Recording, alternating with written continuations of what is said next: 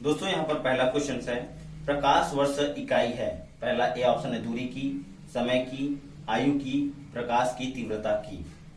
तो प्रकाश वर्ष जो इकाई है वह है दूरी की, मतलब ऑप्शन ए आएगा। हम लोग प्रकाश द्वारा एक वर्ष में तय की गई दूरी को प्रकाश वर्ष कहते हैं, ये जानना जरूरी है हम लोग को।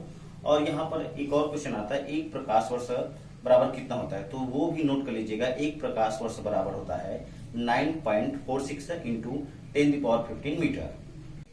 चलिए बढ़ते हैं दूसरे क्वेश्चन की तरफ। बल का मात्रक है, बल का मात्रक है option A Faraday, Fermi, Newton और रदरफोर्ड। दोस्तों आप लोग इसका एसआई मात्रक तो जानते हैं। एसआई मतलब होता है इंटरनेशनल सिस्टम, अंतरराष्ट्रीय पद्धति।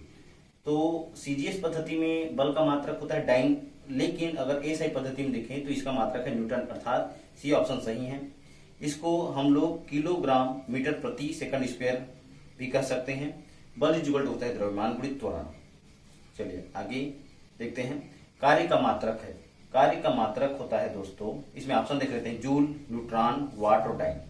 देखिए ध्यान से, कार्य का मात्रक जो होता है वह है जूल। यहाँ पर ऑप्शन वाट भी दिया है, लेकिन वाट किसका मात्रक होता है, शक्ति का मात्रक होता है। और डी जो दिया है डाइन, ये मैं पहले ही बता चुका हूं आप लोग को कि जो डाइन होता है वो बल का सीजीएस पद्धति में मात्रक होता है। आइए आगे बढ़ते हैं। चलिए बढ़ते हैं अगले प्रश्न की ओर। 1 नैनोमीटर बराबर होता है 10⁻⁻6, 10⁻⁷, 10⁻⁸ और 10⁻⁹। तो देखिए ध्यान से, नैनो मतलब 10⁻⁹ तो हम लोग जानते हैं, लेकिन यहाँ पर डी ऑप्शन तुरंत नहीं लगा देना, क्योंकि बाकी जो है जो यूनिट है सेंटीमीटर सेंटीमीटर सेंटीमीटर में दिया है। अब नैनोमीटर मीट्रिक प्रणाली में क्या होता है कि यहाँ पर 10⁻⁹, 1 नैनोमीटर बराबर 10⁻⁹ मीटर जरूर होता है, लेकिन 1 मीटर बराबर क्या होता है ये भी तो जानना। 1 मीटर बराबर 100 सेंटीमीटर होता है।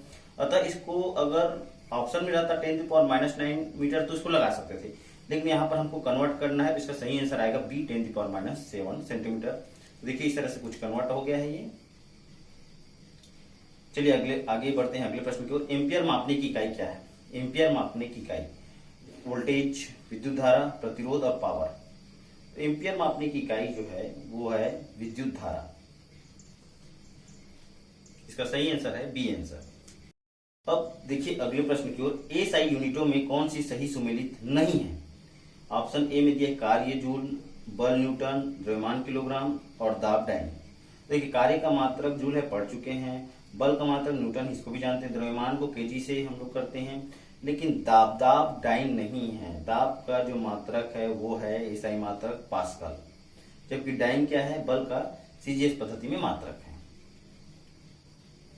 आइए आगे अगले प्रश्न की ओर देखते हैं। लंबाई की न्यूनतम इकाई है माइक्रोन, नैनोमीटर, एंगस्ट्रॉम और फर्मीमीटर। ये सभी लंबाई के ही यूनिट है, लेकिन इसमें छोटा मतलब कौन सा न्यूनतम है तो देखते हैं। तो देखिए ध्यान से, यहां पर हम लोग को इसका आंसर आएगा डी, लेकिन यहां पर डिटेल में देखिए, जिसके जैसे 1 micron is equal to 10⁻⁻6, nano में -9 और एंगस्ट्रॉम में -10 और फर्मी में 10⁻⁻15 होता है। तो इस तरह से जिसका माइनस सबसे ज्यादा है वो सबसे छोटा होगा, तो इस प्रकार इसका आंसर आ जाएगा दोस्तों फर्मीमीटर। तेल का एक बैरल निम्न में से लगभग होता है, ये भी आ चुका है एग्जाम में, तो यहां पर याद कर लेंगे इसको, 159 लीटर होता है। आगे बढ़ते हैं। क्यूसेक से क्या मापा जाता है? तो क्यूसेक से जल बहाव की दर मापने की इकाई है ये। तो यहां पर आप लोग को ऑप्शन लगाना है, सी ऑप्शन को लगाना है। आइए आगे बढ़ते हैं। निम्नांकित में से कौन एक वायुमंडल के ओजोन परत की मोटाई नापने वाली इकाई है? आ चुका है, नॉट, डॉप्सन और पायस और मैक्सवेल। तो इसका सही आंसर है दोस्तों डॉप्सन को लगाना है आप लोग को। वायुमंडल में ओजोन परत की मोटाई डॉप्सन से में मापी जाती है। सोनार निम्नलिखित द्वारा प्रयोग में लाया जाता है। सोनार, पहले तो हम लोग सोनार का फुल नेम जानते हैं। सोनार का जो पूर्ण रूप है वो है साउंड, एसओ से साउंड, और एन का नेविगेशन, और आर का जो होता है, ए का एंड और आर का जो होता है वो रेंजिंग। इसमें क्या होता है, पराश्रव्य तरंगों को समुद्र के भीतर भेजा जाता है और परावर्तित होकर लौटने पर तरंगों से वस्तु की स्थिति का पता लगाते हैं। तो समुद्र के भीतर छिपी हुई वस्तु, पनडुब्बी अथवा आइसबर्ग का पता लगाने के लिए सोनार का प्रयोग करते हैं। तो इसका आंसर आप लोग को लगाना है, समझ में आ गया होगा क्या लगाना है इसका दोस्तों। नौ संचालकों द्वारा। सोनार में हम उपयोग करते हैं, देखिए कौन सा, अभी मैंने बताया, रेडियो तरंगों का, श्रव्य ध्वनि तरंगों का, पराश्रव्य तरंगों का और अवश्रव्य तरंगों का। तो अभी मैंने बताया पराश्रव्य तरंगों को समुद्र के भीतर भेजा जाता है और परावर्तित होकर लौटने पर तरंगों से वस्तु की स्थिति का पता लगाते हैं। ऐसा सही लगाइएगा सी। अगले प्रश्न की ओर देखते हैं। देखिए सूची 1 और सूची 2 दिया है, एक तरफ A B C D है और दूसरी तरफ है 1 2 3 4 और मैच करना है। तो मैच करते हैं तो उच्च वेग के सामने मैक है, तरंग दैर्घ्य के सामने एंगस्ट्राम है, दाब के सामने पास्कल है, ऊर्जा के सामने जूल है। तो आप लोग को ऑप्शन भी A B C D दिया है, तो देखते हैं, सबसे पहले मैच कर लेते हैं, पहले को मैच करते हैं।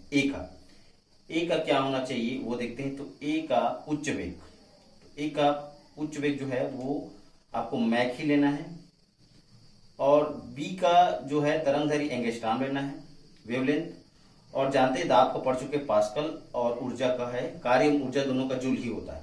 तो इस हिसाब से इसका आंसर जो है विकल्प आएगा सी ऑप्शन।